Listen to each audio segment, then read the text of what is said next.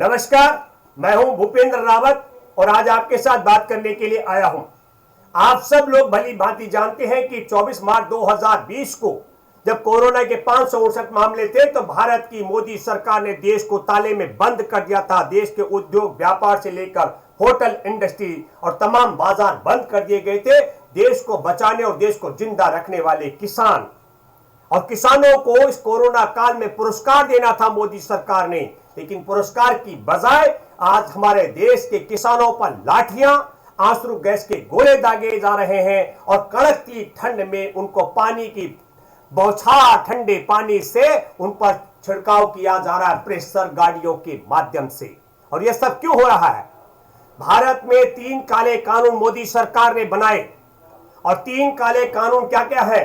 वो काले कानून न केवल हमारे देश में सिर्फ किसानों के लिए बल्कि देश के 137 करोड़ की आबादी के साथ में बहुत बड़ा धोखा और लूटपाट का एक जरिया बनने जा रहे हैं।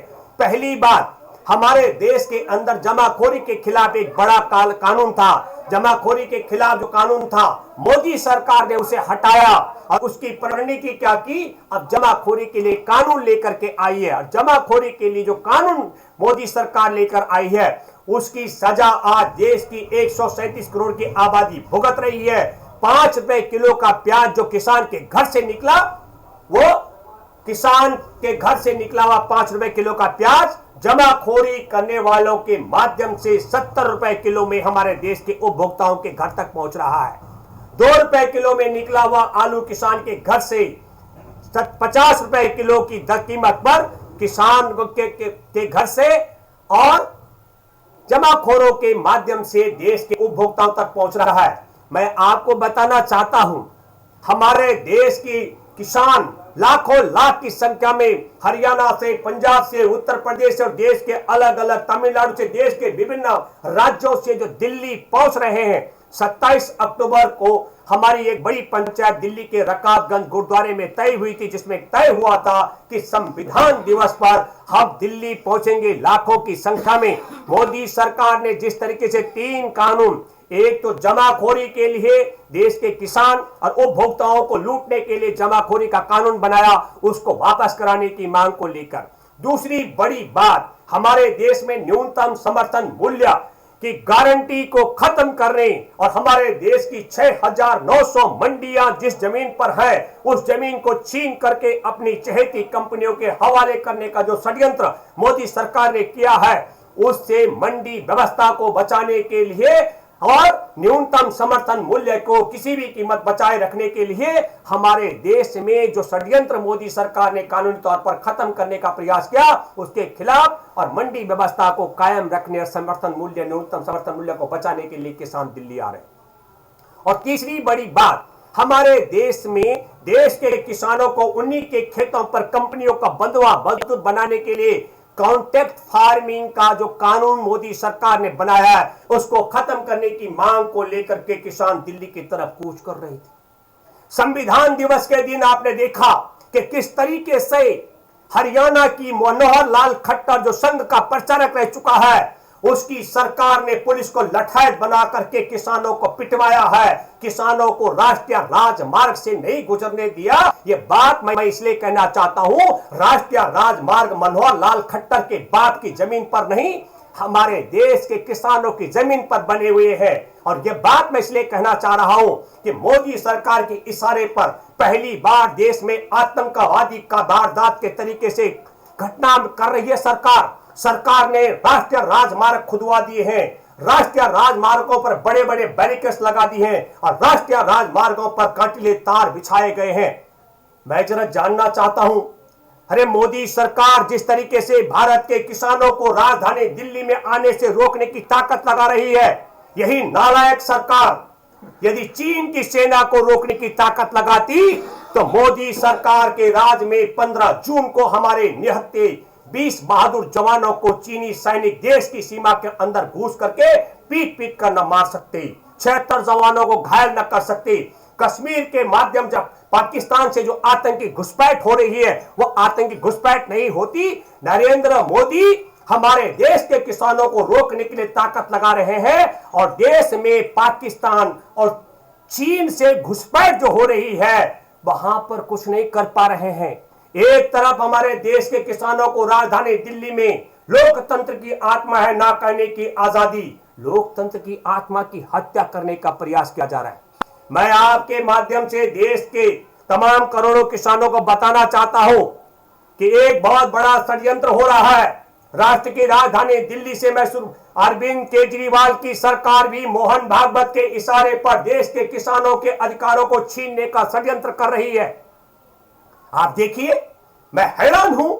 11 नवंबर को भारतीय जनता पार्टी के दिल्ली मुख्यालय में, देश के मुख्यालय इनका जो बना हुआ, उसमें जश्न होता है, नरेंद्र मोदी की सभा होती है, बिना मास्क लगाए लाखों लोग इकट्ठे होते हैं। तब अरविंद केजरीवाल को नहीं दिखता है कि सोशल डिस्टेंसिंग का उल्लंघन हो रहा है, तब अरविंद केजरीवाल को नहीं दिखता है कि मास्क न लगाने के नियम का उल्लंघन हो रहा है, और तब अरविंद केजरीवाल को नहीं दिखता है कि कोरोना फैलाया जा रहा है। अरविंद केजरीवाल ने मुकदमा दर्ज नहीं कराया।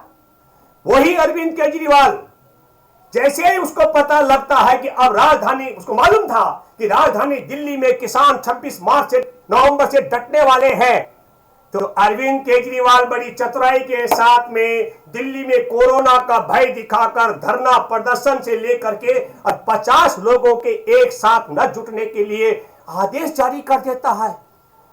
ठीक संघ के इशारे पर किसान आंदोलन को कुचलने का षड्यंत्र वो अरविंद केजरीवाल की सरकार, जिस सरकार ने तबलीगी जमात के मरकज पर मुकदमा दर्ज करा करके कोरोना फैलाने का अपराधी मुसलमान समुदाय को बताया, उसी अरविंद केजरीवाल ने किसानों के लिए बने 3 काले कानून को हटाने के लिए जब किसान दिल्ली पहुंच रहे थे, दिल्ली कूच करने लग गए, तो दिल्ली में कोरोना के आड़ में धरना प्रदर्शन और 50 लोगों को एकजुट जगह जुटने पर प्रतिबंध लगाने का षड्यंत्र किया।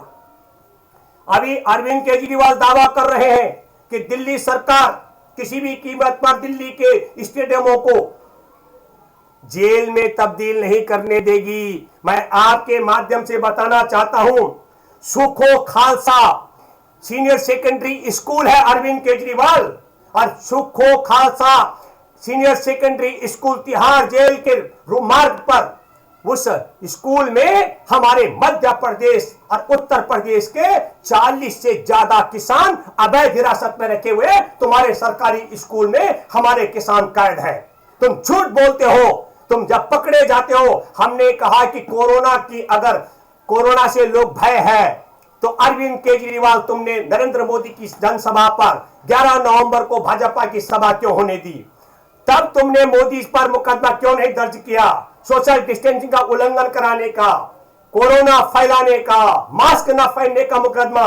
और मैं तीसरी बात कहना चाहता हूं, अरविंद केजरीवाल ने बड़ी चतुराई के साथ में न केवल दिल्ली में कोरोना का भय दिखाने का षड्यंत्र किया, दिल्ली में बाजारों पर प्रतिबंध लगाया। 2 बाजार 22 नवंबर को इन्होंने सील करवाए हैं और 30 नवंबर तक की डेट रखी। क्या तुम कोई तांत्रिक हो अरविंद केजरीवाल, जो तुम तंत्र मंत्र जानते हो कि 22 को ताला लगा दोगे और 30 को खुलवा दोगे? चलिए अरविंद केजरीवाल मेरे साथ, मैं लेकर चलता हूं, आप कश्मीरी गेट में चलिए, सवेरे और शाम मैं दिखाता हूं आपको कोई सोशल डिस्टेंसिंग का मामला नहीं हो रहा है। मेट्रो में सफर करेंगे तो सोशल डिस्टेंसिंग का मामला का उल्लंघन हो, कोई दिक्कत नहीं है। आप बाजार बंद करवाने का षड्यंत्र करते हैं, और जब आप फंस गए तो अब मैं आपको बताना चाहता हूं आप क्या कर रहे हैं। निरंकारी भवन के जो निरंकारियों का ग्राउंड है उसमें किसान जुटेगा।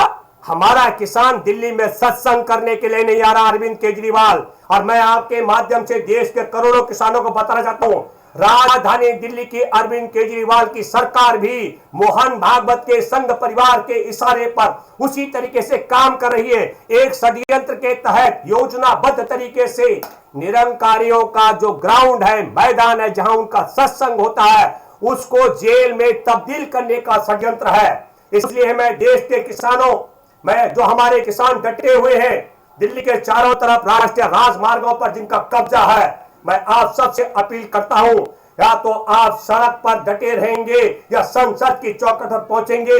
बीच का रास्ता हमको किसी तरीके से मंजूर नहीं है।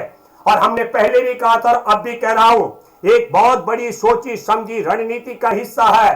पुलिस जानबूझ करके, मैं कल दिल्ली के कराला गांव में कल रात को हमारी पंचायत, इस पंचायत में भारतीय जनता पार्टी से जुड़े हुए कुछ राजनीतिक दल भी शामिल, कार्यकर्ता, उनके किसान शामिल हुए और उनकी भाषा बहुत साफ साफ थी कि 24 घंटे के अंदर किसान आंदोलन में फूट पैदा की जाएगी। और वो फूट कौन पैदा कर रहे हैं?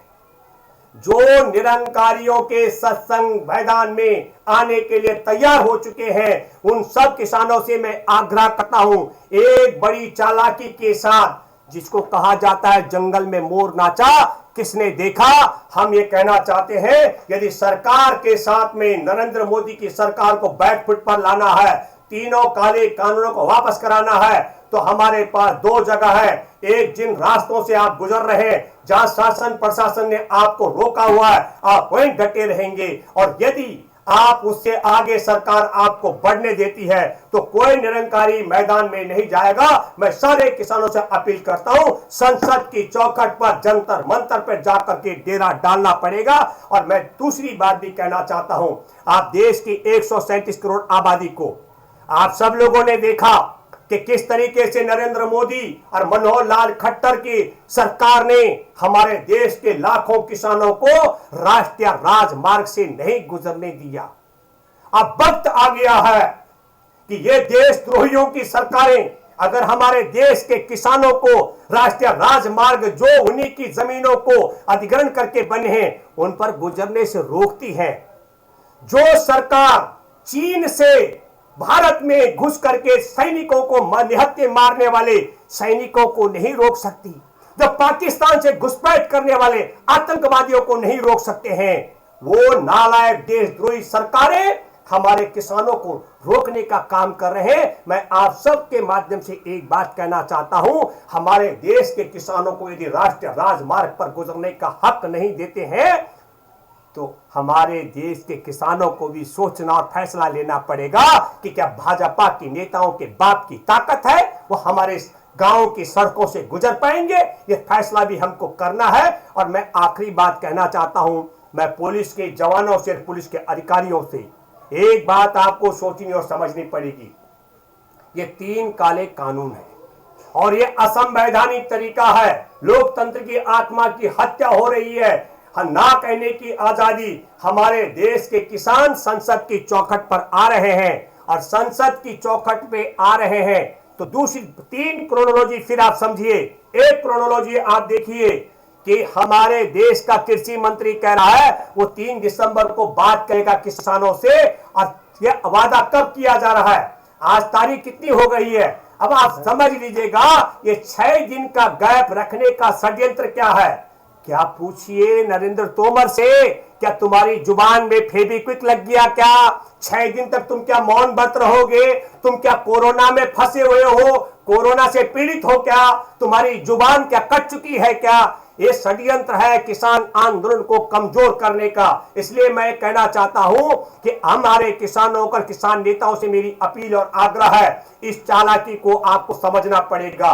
दूसरा, आपको इस चालाकी को समझना पड़ेगा, राष्ट्रीय राजमार्ग से, संसद से, सड़क से संसद तक जाने का जो रास्ता है, उसकी बजाय पूरे आंदोलन को एक निरंकारियों के सत्संग ग्राउंड में आप सबको हिरासत में लेकर छोटी, वहां भारतीय जनता पार्टी के साथ साथ आम आदमी पार्टी के दिल्ली सरकार के नुमाइंदे भी वहां पैमाइश कर चुके हैं कि यहां पर कितने लाख किसानों को गिरफ्तार करके रखा जा सकता है। मैं आपसे दोबारा कहना चाहता हूं, आम आदमी पार्टी और भाजपा निरंकारी के ग्राउंड में किसान आंदोलन को खत्म करने के लिए अनिश्चितकालीन जेल में तब्दील करने का षड्यंत्र कर रही है। ये दूसरी बात। और तीसरी महत्वपूर्ण बात, जितने भी आम आदमी पार्टी के विधायक कह रहे हैं हम आपकी मददगार हैं, इनसे पूछिए कि 11 नवंबर को भाजपा की सभा होती है, लाखों लोग इकट्ठे होते हैं, मोदी सभा को संबोधित करते तब कोरोना नहीं फैलता है,